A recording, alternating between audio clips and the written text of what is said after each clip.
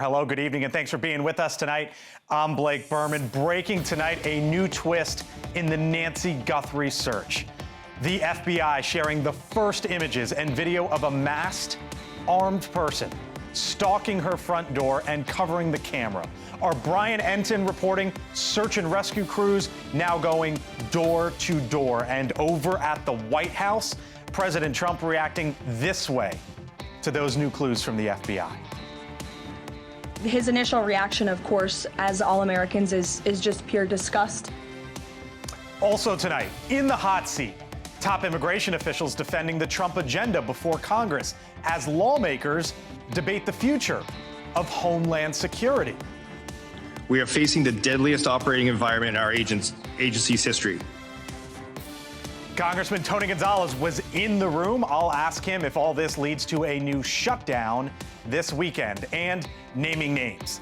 Lawmakers disclosing 6 people in the Epstein files as the Commerce Secretary's relationship with Jeffrey Epstein now comes into renewed focus. But first tonight, we begin with that breaking news and the FBI's plea. We want you to look closely here at these pictures and the videos that we are going to show you. A masked, armed person seen approaching Nancy Guthrie's home, covering up her doorbell camera. The person started putting their hand, which was covered by a glove, you can see it here, right over the camera, right? Then seconds later, they are seen taking a nearby shrub and using that, this is the shrub here, to further conceal their identity and to cover that camera. That person also holding what appears to be a flashlight in their mouth. Savannah Guthrie reacting with a simple message about her mother. We believe she is alive. Bring her home. The eerie pictures and videos are the first substantial piece of public evidence in this case. And throughout the afternoon, our Brian Enton seeing search and rescue crews going door to door in Tucson, Arizona. That's where we begin tonight with our team coverage. Retired FBI agents Tracy Walder and Greg McCrary on what the feds are likely doing now. Kelly Meyer over at the White House with how they reacted to all this today. But we begin once again with our Brian Enton live in Tucson. And Brian, so many new questions tonight with the revelation of this video and these pictures. And you're reporting that you were seeing law enforcement there sort of going door to door in the area. Yeah, a couple of big things happening right now, Blake. I'll get to what's happening at Annie's in a second, but first of all, the new photos. We didn't see this coming because we were told, remember, the sheriff said that they were not able to access the video from the Google Nest cameras because there was no subscription. And then the FBI gets involved, and through back-end channels, they are able to obtain the video and the pictures, which are just terrifying. Remember when we got the blood video up near the door, Blake? We noticed, or I noticed, that there was a pile of like shrubs right there, like weeds that had been pulled. Well, it makes sense. That is what this person was trying to use to first try to cover the camera before ultimately what we believe when he ripped the camera off. He's covered from head to toe, but you look at the eyebrows, they're pretty distinctive. You can see the mouth, you can see what appears to be possibly facial hair. The backpack is somewhat distinctive, and hopefully someone will recognize something about this man. And the gloves, I want to show you this. A few former FBI agents who I've spoken to said they are 99% sure those are night trial gloves, which look like this. These are not medical grade gloves. These are not gloves that law enforcement would use, but they are gloves that I'm told mechanics use, hairdressers use, those kinds of jobs, and they're quite easy to get, and it looks like they may have been put on top of another glove that he's wearing in the photos. Okay, now I want to quickly tell you about what's happening at Annie Guthrie's house, Blake. That's about 10 minutes from where I am. Just within the last couple of hours, FBI teams and also deputies have swarmed that area, and they are searching the brush around Annie Guthrie's home and also around neighbors' houses. I just got off the phone with my producer who's over there, and she said that they are knocking on doors and they are asking for consent to search the properties around, and these again are properties all around Annie Guthrie's house. Annie Guthrie, of course, is Savannah's sister, Nancy's other daughter. Blake? Brian Ensign live for us there in Tucson, Arizona. I want to get to Kelly Meyer in a second, but let's bring in Tracy Walder and Greg McCrary first. Both of them are retired FBI agents. Tracy and Greg, thank you. And Kelly, I'll get to you in a second. I want to start there, though. What does it suggest to you, Tracy, on Brian's reporting that they are now in that area and sort of going through the brush, Tracy? Well, thank you for having me, Blake. Obviously, it suggests to me that there is perhaps something of interest in the area. Now, that I don't think that that is from the videos that we have seen. I think it may be from witness interviews. It could maybe from digital evidence that is pointing them into that direction where they are searching that brush. I am starting to think now that perhaps this person didn't get very far, because if you think about it, you're leaving with a 150, 160-pound person who is relatively immobile. Where exactly are you going to go? And so I think, I don't necessarily think she's there in those bushes, but I do think that there could be some kind of evidence or tip there that they've been tipped off to. Greg, you were in the behavioral specialist unit over at the FBI. Given the video that you just saw and the way that person was moving and how they were reacting at the time, anything that you picked up on that you think the FBI picked up on this evening as well? Yes, I think there are a couple of issues that especially the public needs to be aware of and could be helpful with this. One thing I would say is that this individual or individuals, whoever has done this, their normal routine has been disrupted since the abduction. So, we can go through all the clothing and all that, that's fine. But another thing that to be considering is the fact that this person maybe now isn't going to work as usual, isn't at the usual coffee shop. They've been totally consumed with this abduction since they started it, and it's just taken over their life. So their normal everyday routine has been disrupted. I think we also need to think in terms Greg, of Greg, hold on one second. I'm going to get to you in a moment, but I want to send it over to Brian, because Brian, these are live pictures in Tucson, and this is what you've been reporting on. Can you explain to our audience here on News Nation or those listening right now on SiriusXM what's happening? Yeah, so we have our News Nation drone up live. So this is a live picture, and this is right near Annie Guthrie's home, which again is about 10 minutes from Nancy Guthrie's house. And that is an FBI agent, one of dozens who are now out there and have literally swarmed the area over the last 2 hours, searching very close to Annie Guthrie's home, and they're targeting different areas, different neighbors' houses. They were looking for video earlier, and now I'm told they're going door to door, as I said, asking for consent to search properties, and then trying to not leave a stone unturned. We're told that they sent even more FBI agents in today, which could be the reason that they're doubling back, searching that area around Annie's. Greg, my apologies. I just wanted to get some context there from Brian on the ground. I'll let you finish your thought as you were saying. Sure. Yeah, no problem. I think we need to think in terms of perhaps some pre-offense. In other words, we want to look at the pre-abduction behavior, post-abduction behavior. The post-abduction behavior is what I'm talking about. Normal routine has been disrupted. He's been out of pocket. It's something to consider. Pre-abduction behavior, again, this is a targeted crime. This isn't a random crime of opportunity. Whoever did this didn't just knock on a door randomly and hope to find somebody to abduct. I believe that she was specifically targeted, which would mean there would be in advance some interest in this. There'd be some fixation or obsession or talking about this individual, or maybe Savannah Guthrie or the family or whatever, that they become fixated on and then have decided to carry this thing out. Again, the other issue is whether or not the ransom demands are directly related to this, or if they're a secondary crime. That's another issue as well. Tracy, here's one of the many things that stood out to me when I first saw this video, when Kash Patel, the FBI director, released it today on social media, which is obviously you see the person just essentially completely covered except, for the eyes and the mouth. But they walk up to the doorbell camera, walk up to the front door here and try to cover it. And as we play this 27-second video, let's keep playing it because I want our audience to sort of see it in full here. What you're going to notice is they then sort of look around for some brush. They're going to look around to the left there, and then they're going to keep walking. And then they find that brush that Brian was talking about, and you'll see that they pick it up, and then they're going to come right back to the doorbell here and try to cover it. Does that suggest to you that they didn't know that this doorbell camera was there and thus maybe they hadn't been to that front door before?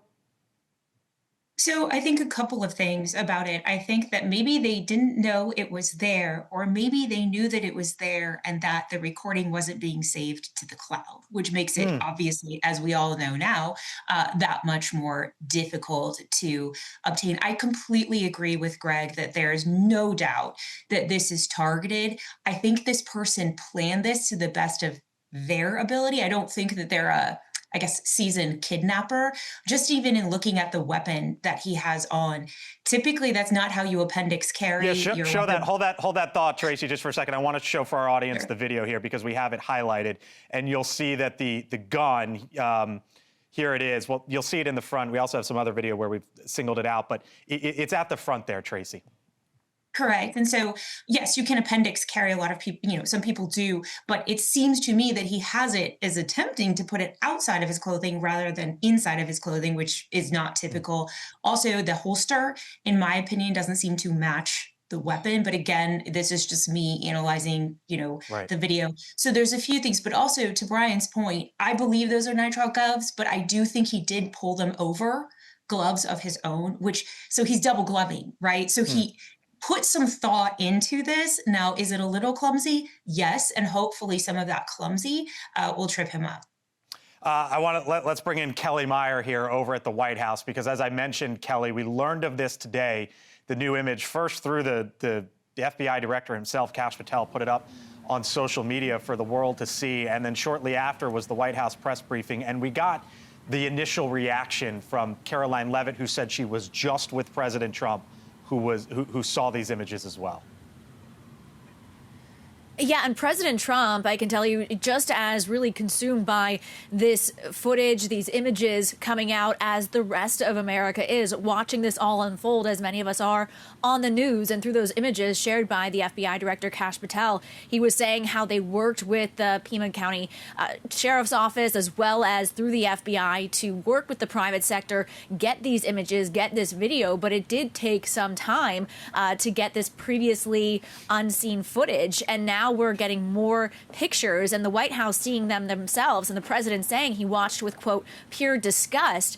We also heard from the press secretary, Caroline Leavitt, saying that all of the prayers of this entire administration are with the Guthrie family at this time, and they say they won't be satisfied until Nancy Guthrie is home with her family, Blake. Kelly Meyer for us over at the White House. Tracy Walder, I thank you. Greg McCrary, I thank you as well. For your context, for your perspective. Tracy and Greg, both retired FBI. Brian Entin, hang with us here throughout the hour. By the way, I should note the FBI, of course, asking for anyone with information to call their tip line. That number is, you see it on your screen there, 1-800-CALL-FBI, 1-800-225-5324. Continuing coverage throughout the hour, but first, Democrats take immigration officials to task today on Capitol Hill. If you don't want to be called a fascist regime or secret police, then stop acting like one. How do you think Judgment Day will work for you with so much blood on your hands? That's one side of the aisle. When we return, Republican Congressman Tony Gonzalez with his response and whether lawmakers can come to an agreement on funding Homeland Security. That as we return, and we keep our eyes on Tucson, Arizona. Brian Entin with us throughout the hour. Mr. Lyons, do you consider yourself a religious man? Yes, ma'am. Oh, yes. Okay, well, how do you think Judgment Day will work for you with so much blood on your hands? I'm not going to entertain that question. Oh, now. okay, of course not. Do you think you're going to hell, Mr. Lyons? I'm not going to entertain. Of course not. How many government... The gentlelady will suspend. The gentlelady will suspend. That was just some of it throughout the day. That was the New Jersey Democratic Congresswoman LaMonica McIver grilling Todd Lyons, who is the head of ICE, in a tense and contentious hearing on Capitol Hill. Lasted for hours. The hearing comes, of course, as lawmakers are now racing against the clock to reach a deal to try to fund the Department of Homeland Security before Friday's deadline, Saturday morning. Democrats have put forward a list of demands for reforming immigration enforcement, and the White House has sent back a counteroffer, but so far, these two sides aren't even close. With me now, Republican Congressman from Texas, Tony Gonzalez, member of the Homeland Security Committee. He was in the room today. Congressman, thanks for being with us. Yeah, thanks for You having me. have as much of a stake in this because, as I like to remind our audience, your district is the biggest one along the southern border, basically north of Laredo all the way up to the New Mexico line. So Democrats are making a list of demands. What are you willing to accept? There's 10 of them here.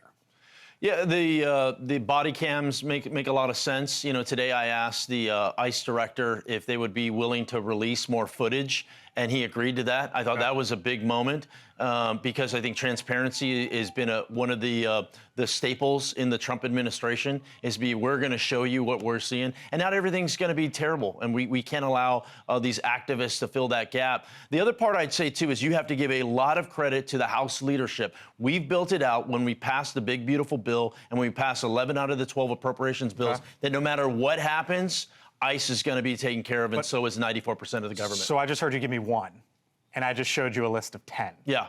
That's not even close. You know, maybe there's... And I'm not saying you're wrong and they're right, or they're, vice versa, but that's what I'm getting at here is it sounds like this isn't even close. You're onto something. You know, the list of demands aren't real, and to be frank. I mean, they've asked for things that Republicans aren't going to budge on. You know, as far as the mask, if a rioter gets to wear a mask, why doesn't a police officer that's scared for their family's safety? So here's the public polling, and you know it, but I'll show some of it. ICE's presence in communities more harmful than beneficial. 57% of Americans right now feel that it is more harmful. The president's handling on immigration right now, he's minus 14, only 39% approve. So I hear you and I hear the concerns, but aren't the American people, Congressman, saying something's got to change here? Well, one of the things I think has been key is getting Tom Homan to Minnesota and to be able to share information, to find partners. These 80 counties that are now allowing ICE into the jails, that works. That's successful. That takes some of the anxiousness out of a community, and it gives them real facts. Hey, these are the people we're going after. It's not a random search type of deal. It's a systematic search. We're working with local and state law enforcement. We need more of that across the country, and less of allowing activists to try to spin things of what is happening or isn't happening on the ground. Here was Hakeem Jeffries, the top Democrat in the House, and then we'll pick it up. Okay. The White House needs to get serious about there being dramatic reforms to the way in which DHS conducts itself before a funding bill can move forward on Friday. We're waiting for the White House to respond in a serious way. So I keep hearing him talk about dramatic reforms. And you just said I was onto something. It's no real big secret here in Washington that both sides are apart. So is this leading to a perpetual, for the at least upcoming weeks, a shutdown of some sort involving the Department of Homeland Security? My hope is we can come to a conclusion and we can keep these things going. But the problem I have with the Democrats is they're essentially saying, give us this, or we're gonna beat up the Coast Guard. What the hell has the Coast Guard done to deserve that? Or they're gonna go, or we're gonna hold CISA accountable. What if there is a national cyber attack that occurs, which often happens, and all of a sudden CISA is the one holding the bag, or TSA, the TSA agent? So their rhetoric of going, give us this or else, doesn't match up. So what happens Friday? We'll have to see. We'll have to see what's going on. I think Are you optimistic or pessimistic? I would say in this town, if you give us the opportunity to punt, we will be like the Patriots, and we will punt every chance we get. So we'll have to see what happens. I'm hoping we come to a conclusion. Funding DHS is absolutely important to the men and women that are doing the work. Tony Gonzalez, Republican Texas Homeland Security Committee. Thanks for being with us tonight. Appreciate it here on the Hill. All right. Our coverage continues here on News Nation. Oh, by the way, I should note, this is the deadline here. 3 days, 5 hours, and 35 minutes, the funding deadline, as Congress, the congressman and his 34 colleagues in the House are on the clock. All right. We continue, as I was mentioning, our coverage here on News Nation. The videos that the FBI has released, that is an individual who went to Nancy Guthrie's front door. Live pictures over the scene there in Tucson show agents going from door to door. Other side of the break, Brian Enton, very latest.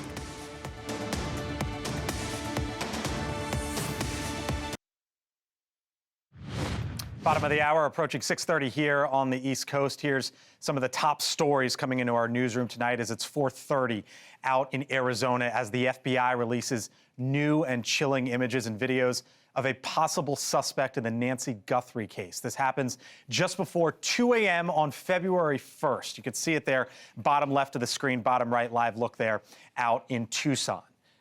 This is from the Nest camera there that the FBI Director Kash Patel released. Those images, videos as well, are Brian Enton live for us once again in Tucson tonight. And Brian, what we're looking at are agents now, FBI agents going door to door in surrounding areas there. Yeah, there's a couple of things happening right now, Blake. First of all, what you mentioned, our live drone video from the area around Annie Guthrie's house, where there are literally dozens of FBI agents, I am told, who have shown up and are searching properties around Annie's. They're knocking on the door, they're asking neighbors for consent, and then they're searching the properties. Also, at the same time, we know, and our photographer who is at the sheriff's office says that 2 SWAT vehicles just left the sheriff's office. That people got, the SWAT team got in them. They had all their armor with them. They both left, and that they went in opposite directions. Whether that indicates some kind of movement in the investigation, we don't know, but it was certainly quite a scene at the sheriff's office as they left, and we're going to turn that video around for you in just a couple of minutes. There's also now a sheriff's office helicopter circling up above Nancy Guthrie's house where I am. So it seems like the search part of this has really ramped up over the last 2 hours or so after these new images came out of a suspect. The images we've been showing you all day that you see there on your screen. Brian, what is law enforcement showed up here and likely kidnapped Nancy? Yeah, what has law enforcement been saying to you about those images and about those videos? Well, in terms of, they haven't had a press conference or anything here. So the sheriff's office hasn't commented on the videos. The FBI put the videos out and the photos and just sort of let them speak for themselves for the most part. They haven't done any interviews. Obviously, they're just asking for any help identifying who this person is. That's the main thing. Someone who may recognize the nitrile gloves or the backpack or the shoes, the boots. Or the strange way that the gun is in the front and doesn't exactly fit into the holster. So the hope right now is that someone will pick up on something in that video that could help. Brian Enton, we'll be back to you later in the hour, live Tucson, Arizona. Brian, thank you. Another story covering tonight, this one coming from our Nexstar affiliate, Wood TV in Grand Rapids, Michigan. The latest rift between the U.S. and our neighbor to the north. President Trump now threatening to block the opening of a new bridge between Detroit and Ontario until the U.S. is, quote, fully compensated for everything we have given them, end quote. The White House press secretary, Caroline Leavitt, asked about that today. The fact that Canada will control what crosses the Gordie Howe Bridge and owns the land on both sides is unacceptable to the president. It's also unacceptable that more of this bridge isn't being built with more American-made materials. Canada's leader, Mark Carney, telling reporters that he discussed the bridge with President Trump and explained that it was built with workers and steel from both countries. The president also vowing for the U.S. to own half of that bridge. From our San Francisco affiliate, Cron TV, out there on the West Coast, nearly 50,000 students were out of class for a second day as teachers continue a second day on strike. That strike follows nearly a year and a half of bargaining over wages, health benefits, staffing, and support for special needs students. The superintendent saying real progress is being made, but they are not there yet. And from our partners over at The Hill, the Secretary of Commerce, Howard Lutnick, defending himself today over his involvement with Jeffrey Epstein. I did have lunch with him as I was on a boat going across on a family vacation. To suggest there was anything untoward about that in 2012, I don't recall why we did it, but Mr. Secretary.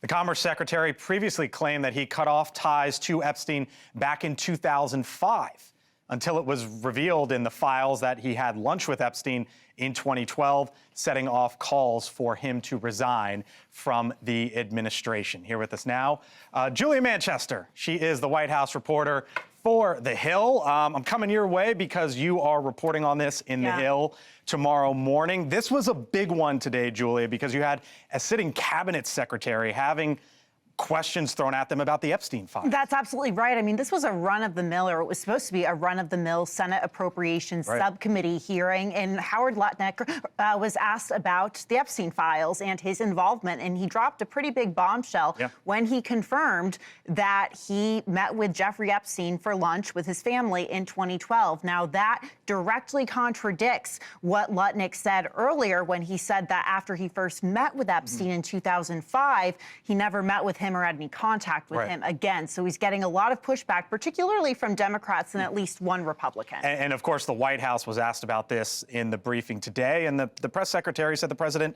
stands behind Howard Lutnick. Absolutely. So the Press Secretary Caroline Leavitt saying that President Trump fully supports and the White House fully supports Howard Lutnick. We saw House Speaker Mike Johnson echoing that, saying that calls for Lutnick to resign are absurd. But I thought it was interesting what Senate Majority Leader John Thune had to say at his own press conference. What did he say? Well, he didn't address Lutnick by name. However, he said that anyone who's been mentioned in these Epstein files will have to answer questions around that at some point. So that was very interesting. Your story in The Hill dropping 6 in the morning tomorrow? Tomorrow morning, bright and early. She is Julia Manchester, White House reporter for The Hill. Thank you, Julia. Thank you. All right.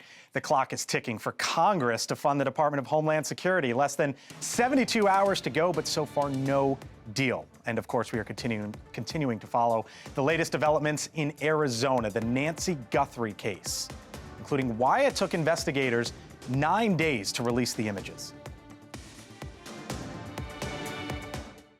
Here's my 2 cents. News Nation tonight. A fresh, fast-paced, and often unexpected take on the day's headlines. We're going to follow the facts. We're going to ask the hard questions. That is what we're here to do. Jesse Weber Live, tonight at 11 p.m. Eastern. His initial reaction, of course, as all Americans, is just pure disgust. And again, it's heartbreaking to see now this footage really bring to life a story we've all been reading about. And again, we're just praying for the safety of Nancy Guthrie and that she will return home soon. And the president directed me to please encourage all Americans with any information to call the FBI. That, of course, the White House Press Secretary Caroline Leavitt today sharing the president's thoughts on the new videos released in the case of Nancy Guthrie. Libby Dean with me now, along with the full panel. Libby, White House correspondent for News Nation. Lindsey Granger doing double duty, co-host of Rising on the Hill, and Mick Mulvaney, former chief of staff in the first Trump administration. Hello to you all. Thanks for being here. Want to get some perspective here and some context, Mick, because the FBI director put out the images and videos today. We know from Caroline Leavitt, obviously, she said she walked out of there from having been with the president who watched it.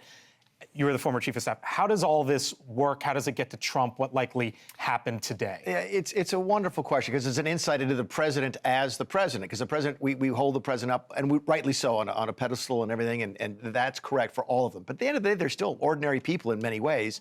He's probably just as fascinated by this story as everybody else. It has the national attention. We're all concerned for Mrs. Guthrie. All want to know what's going on. We're following it with bated breath. Remember when the kid fell down the well 20 years ago? It sort of became a national thing. That's where we are now. So he will pay attention to it. There's very little he can do. He will call the FBI and try and get in the loop and everything. But face it, he's got a country to run. So to think that this is taking all of his attention, I think, is probably an exaggeration. You were in the room today.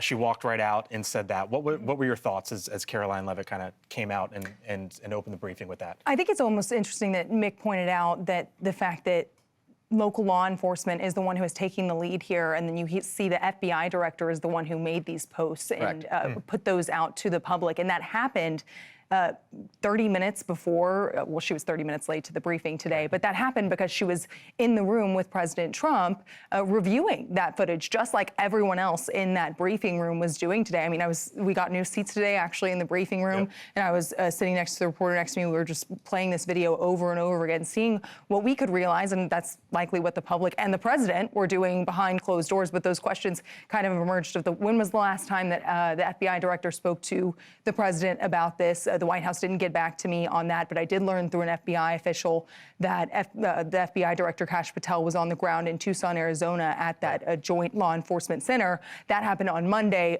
but one official did tell me, they keep in constant contact. So to what Mick said, I mean, behind the scenes, the president is watching this like we were, and that was something that Caroline Leavitt revealed. Okay. One of the other big stories in this town tonight, of course, is the funding of the Department of Homeland Security. There was a big hearing today, and I should note we'll have our eyes there, and we'll be back there momentarily. But Lindsay, there was a big hearing today involving the Homeland Security Committee. The backdrop here, of course, is they need to get a deal on basically reforms to ICE and reforms to the Department of Homeland Security by Friday, or else that massive agency shuts down.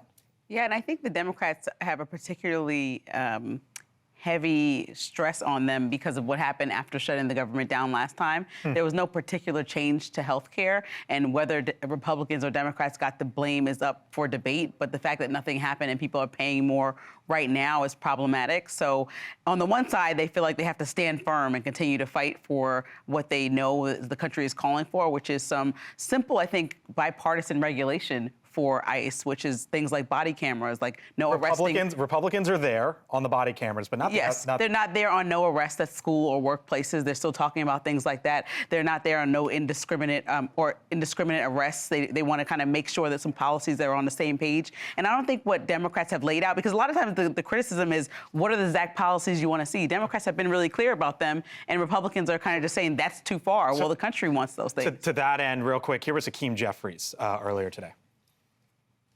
We, as Democrats, we're going to always stand up for dreamers, stand up for farm workers, stand up for law-abiding immigrant families. I have just as much respect for you as I do for the last white men who put on masks to terrorize communities of color. I have no respect for the inheritors of the Klan Hood and the Slave Patrol.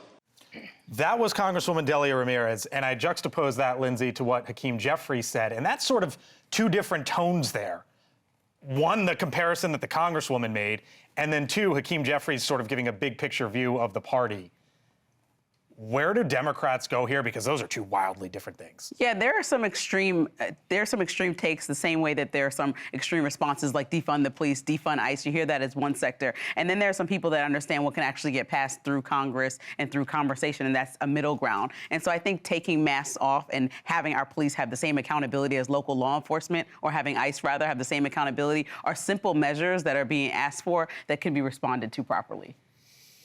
A couple different things. I think one of the big hangups here is going to be sanctuary cities. I think the Republicans are insisting on changing the sanctuary city policy, and I don't think the Democrats are able to do that. So I think there may be a shutdown. But keep in mind, it's a different kind of shutdown. Most of the government is funded. We're like 96%, something exactly. like now, that. DHS is a big deal. Yeah, Don't big get me deal. wrong, especially if you're going to go to the airport, because TSA is going to be unfunded. The Coast Guard, which is doing a lot of stuff right now, especially in the Caribbean, will be unfunded. And these will people who are be essential, so they have to go to work, unpaid, the same sort of debate we had before. But it's not going to look like the previous government shutdown.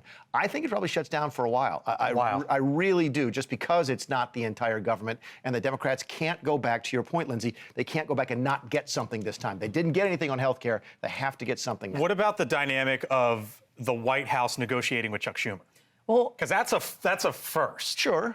But I'll start with Libby. We don't know if they've actually met face-to-face just yet, Chuck Schumer and Trump, about this whole entire debate that's happening. But I was actually speaking with the Trump administration source about the shutdown stuff today when it relates to DHS. It didn't come up during the briefing today, oddly enough. This was not a question that was asked.